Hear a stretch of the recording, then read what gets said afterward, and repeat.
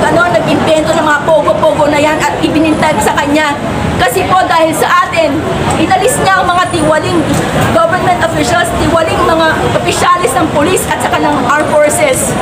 Pahil sa atin. Ngayon, yung pagmamahal na to, kaya ba nyo, yung mga future politicians, kaya nyo bang tapatan yan? Kung matatawag ninyo, masagot nyo kami ng oo. Tanungin nyo to. Ang basihan nyo, Duterte. Ang basihan nating Pilipino, Duterte. Dahil so far, sila lang yung effective na nagbibigay ng serbisyo at pagmamahal sa bayan nila. Saan ka makakakita ng isang politiko na iiyak siya in front of camera, not on cue? Dahil sa sobrang pagmamahal at pasasalamat niya sa ating lahat. Dahil nagpapasalamat tayo, yung ginagawa nila yan, nakakataba ng puso nila. Yan lang po mabibigay natin sa kanila. At sa bansa natin, napakagandang regalo ang isang Duterte sa bansa natin. At kung kayo yung Duterte, ganyan din puso nyo, okay, humabol kayo. Pero kung hindi mo ganon, please don't attend. Huwag nyo pong kaming budulin ulit. Kayo mga Pilipino, hindi kayo kabudul-budol. Tayo'y mapagmahal na tao. Imagine nyo, Marcos, pinatawad natin siya. Tatanungin nyo kanina, there's a question about, will we forgive? And Sarah, VP Sara said, no, she's not gonna forgive. She said she's not gonna forgive him as a politician, maybe in that context. Of course, alam po niya, mas magaan sa kanya. Nakangiti siya, ibig sabihin, okay, that's gone. Pero para patawanin siya, to allow him to take office pa rin, that's not forgivable already. For herself as a Filipino, hindi niya yung aatinin because all of you is Sara Duterte. Okay? We may not be Sara Duterte. We are not PRRD, but we are her. We are fellow Filipinos and she knows what's good for us. Ayun, yung mga politiko na yan, tatandaan nyo, kapag namimili kayo, hindi sila boses. Boss, hindi sila boss. Pakiramdam ko kailangan kasi nga yung support financially sa mga vloggers, lahat yata ng vloggers dito halos nagbibigay ako, nagjo-join ako, pero parang hindi ako satisfied na nagbibigay lang ako. Kaya sabi nga diba kailangan daw na yung presence natin. Sobrang Pampanga, lumuwas ako kahit na alam ko na at tagal ko nung wala dito sa Manila, pero grab lang, okay na, at least may grab. So thank you sa nagbigay sa akin ng rose, hindi ko kilala pero thank you po, thank you. Sana lang yung pinaglalaban natin ngayon ay magkaroon ng bunga kasi grabe na talaga, sobra. Yung tipong pag nanonood ka ng TV, high blood ka. Yung nagagalit ka kahit na dapat hindi ka nagagalit, pero magagalit ka kasi wala, sobra-sobra. Naging treasurer ako ng barangay. So simula pa lang sa SK, alam ko na nakurakot talaga. Wala kang pwede, kung matuwid ka, hindi ka pwede sa gobyerno. Pero ano bang gagawin natin? Anong dapat natin gawin? Ngayon si VP kawawa. Sama-sama. Hindi tayo pwedeng magpabaya. Kung noon, nagkaroon ng 1986, EDSA, 16 lang ako noon. Hindi pa ako nakakasama, pero kahit sasama ako. Tama! Mabuhay ang ating kapatid na kababayan Para sa bayan!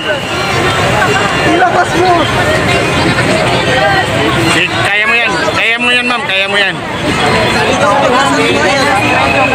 Si VP Sara muntik ipapatay dahil gusto nila nga si Tambaluslos ang maging presidente!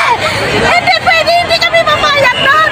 Dahil si Sara Duterte ang kapatid para sa bansang Pilipinas! Siya ang anak na pinangako ng Pangulong Duterte na siya ang pagkano sa Pilipinas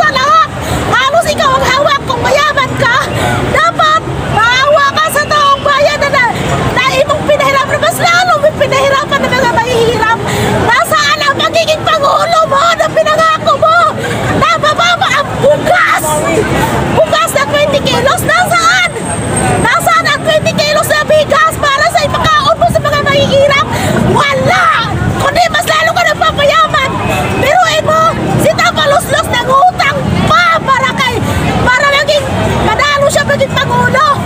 Nangutang siyang 3 trillion. Asan ang 3 trillion na dapat sa PhilHealth kung ibigay sa amin? Samantalang ang dami nang walang mga pera. Isa na ako doon.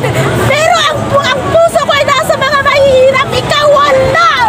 Kaya dapat ikaw ang ikulong. Ikaw ang pusasan ng mga pulis na nandito nakapaligid sa Malacanang. Ikaw dapat ang pusasan.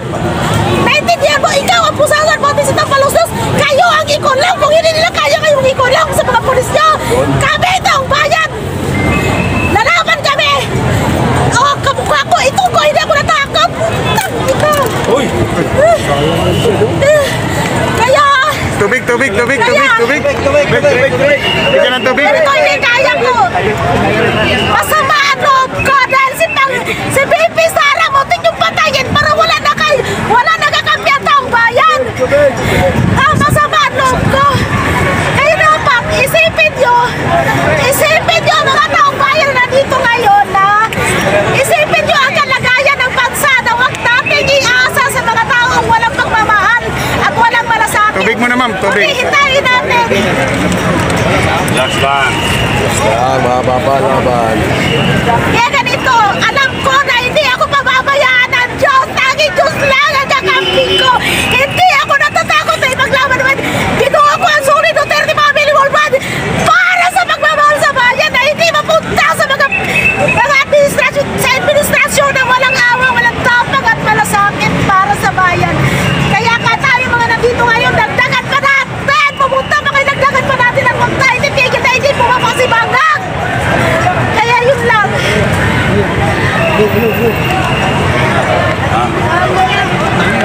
Alright.